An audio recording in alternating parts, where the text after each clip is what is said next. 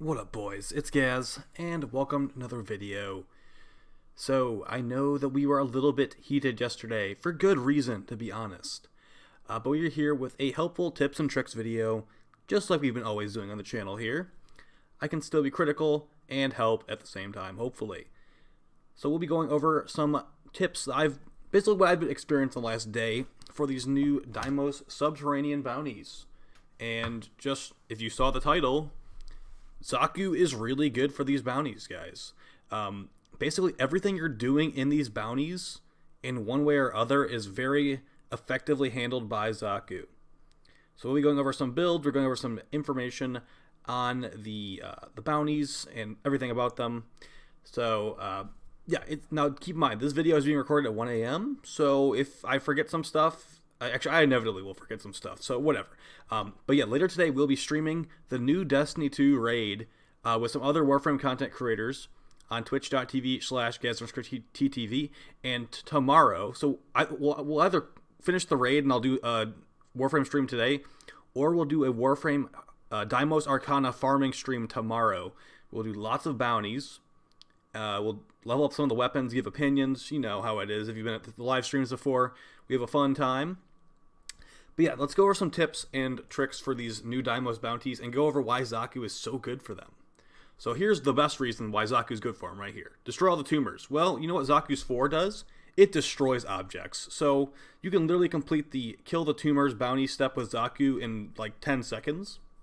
What I'm going to highly recommend to you is that you should use the Nightwave dialogue button in the bottom right corner when you hit the pause menu, because they talk a lot. There is a lot of dialogue in these bounties, and it's so much dialogue that it will actually slow you down a lot. See, I forgot to skip it for a while here. He keeps talking. He's like, good job. Did you know that it's Tuesday? On Tuesdays, I always get a blueberry muffin, and blueberry muffins are really good with butter, and okay, yeah, I just shut him up at that point, because he kept talking about that breakfast. I did not care. So we're moving on to the next bounty here. Now this one, you could kind of say that this is one of the bounties that Xaku's not extremely great at, but Xaku's 4 does make you run faster, so keep that in mind. But yeah, for this extract the samples bounty, you're just going to need to like basically use operator and jump between all the little flowers on the ground. So yeah, here's why I think Xaku's really good for this. First off, object damage is somewhat highly valued for these bounties. There are 2 or 3 different bounty steps where you need to kill tumors, or killing a tumor makes the mission go faster. Like, one of them is you need to kill 3 tumors to charge a device that will let you throw a object at the enemies, and just destroying objects makes it go faster. So Xaku's 4 with a high range build. We'll show some range here, or we'll show a build here. I also have subsumed on Rhino's Roar. So that is just to make it the scaling from your second ability a little bit better, because Xaku's second ability, I think Grasp of Loke is what it's called, is it does scale at enemy level, which is nice. And it's got okay base damage, but if you summon like Roar, which would give you ability damage increase, it actually is a nice little bump in damage here. You could actually even run Corrosive Projection if you didn't want to run Enemy Radar. I'd still recommend Enemy Radar.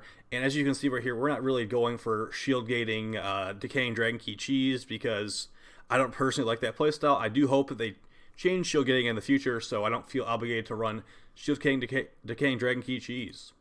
So as you can see here, we have very high range. Our 4th ability is going to cover 66 meters, and our they've recently buffed Gaze. I don't really use Gaze for this that much, because we do enough damage with our 2 and with Roar that we don't even need to strip enemy resistances. But yeah, with this amount of range, it is going to be a 31 meter radius, 70% defense reduction. Like I said, you don't really care about that. You could go for 200% strength to get full armor removal, but you don't need it for this build. You could definitely fit it on. I'm thinking about putting an Umbra Form on Xaku, now that Xaku's better, and I have so many Umbra Forma at this point. I've got 6 of them, and I just got the blueprint from Teshin, so 7 total.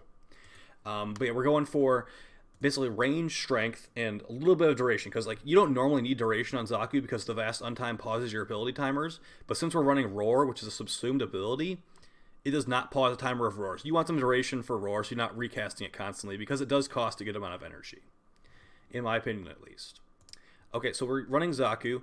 Some other things you can keep in mind to run here is actually the Stropha, because to get to these subterranean bounties, you need to clear out the Deimos vault first, and in those vaults are the necromech enemies.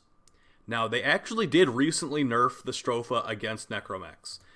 It used to just one-shot them, like strip. It would hit all the weak points at once, and it was like the easiest thing ever, killing a necromech with a Stropha. They also nerfed Octavia's mallet working on them as well, so I'm still looking for a new method of one-shotting necromechs easily. I have only been able to play probably 4 or 5 bounties at this point, so I will still be we'll be searching for that on Sunday on stream, guys. If you want to check that research out live, but I'm still going to use the Stropha for now. But yeah, another reason that Xaku's good. This is another new bounty step right here, the Juggernaut Escort mission. Now, the Juggernaut this is probably one of the longest bounty steps that are available for these things. So you're basically going to talk to the Juggernaut, and the Juggernaut's going to go hunting for mushrooms. And along the path, if an enemy is in the Juggernaut's way, it will stop and start fighting the enemy. So Xaku's guns are constantly watching in front of you. It will make it so the Juggernaut is not going to be stopping to fight enemies pretty much ever, because you will instantly gun them down. And with your Stropha, if it doesn't instantly gun the enemy down, like if it's like one of those enemies with like the weak points on their shoulders, just use a Stropha heavy attack and they're done. We'll show a Stropha build right here. And don't worry, I have a Riven on here. If you don't have a Riven, it's totally fine, guys. You can actually just put Gladiator Might in this last slot, and it will still be very, like, you technically even have higher crit damage than I do. My Riven is just melee damage, attack speed, critical damage, and minus Corpus. And Gladiator Might will give you some more crit chance too. So this is the build. You're going to push the heavy attack button a lot. Radiation is good against necromechs. If you want to use it, if you want to focus more on killing the Jugulus enemies, you mod for Corrosive, because the Jugulus are actually weak to Corrosive instead. You just put Fever Strike there, and it's the same build, just anti-Jugulus instead of anti-necromech. Okay, and as far as companions and stuff like that, in the gameplay here, I was just kind of messing. I was messing with the new Predacite ability, where it is going to shoot the Parasite out and make the enemies attack. It's not very good. It's not very good. It's hard to notice. It seems inconsistent and wonky. Just like a lot of things. I mean, also, if you're playing this early, if you're seeing this video like pretty close after launch, these bounties bug out all the time. I've had the Juggernaut just stop moving like 3 times already, and I've wasted like an hour of my life waiting for the stupid Juggernaut to dig up a mushroom when it's just glitching in the middle of the air. Not even like, yeah, okay. Well, some of these bounty steps do bug out. Let's just say that. And some of them I'd say are maybe just worth resetting. If you leave the vault, you will start resetting the bounty. The Juggernaut one's slow enough, you might want to reset it, especially in the second vault where it will bug out. Now, some things to keep in mind with these necromech, or I don't know what to call these. What are these called? Subterranean bounties. There's the first vault, which has a specific loot pool, and that's I usually it's the one by the door. Let me see if I can go show you guys this while we're going through this gameplay. So basically, the reason that Xaku's so good here is he has object damage, or they do object damage, and those void guns are constantly killing the enemies. You'll also be able to steal a bunch of guns because the enemy density is relatively high, even for solo players. In these bounties. So let's just take a quick look at these rewards here. This is where you're gonna get those new arcanes that I mean I want to get them to try them out, to be honest.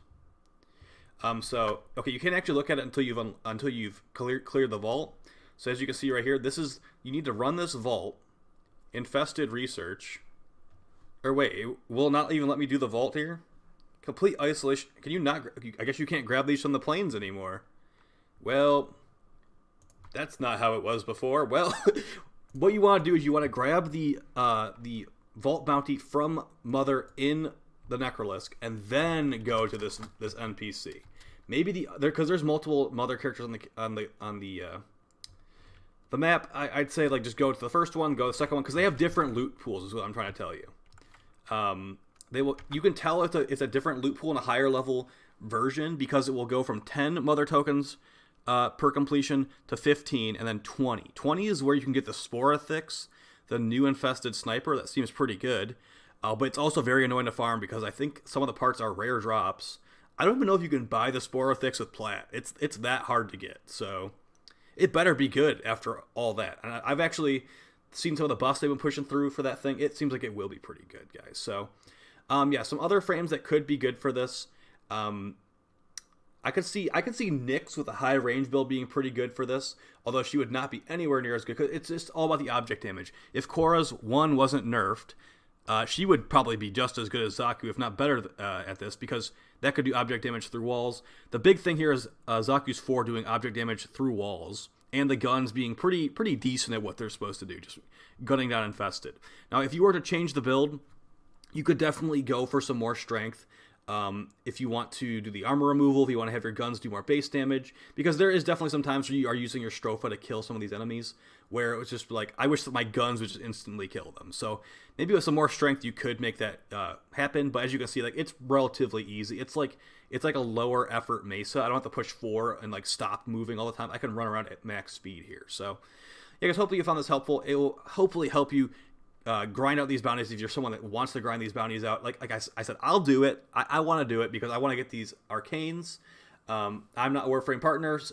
They apparently gave all the Warframe partners all the arcanes already at R5.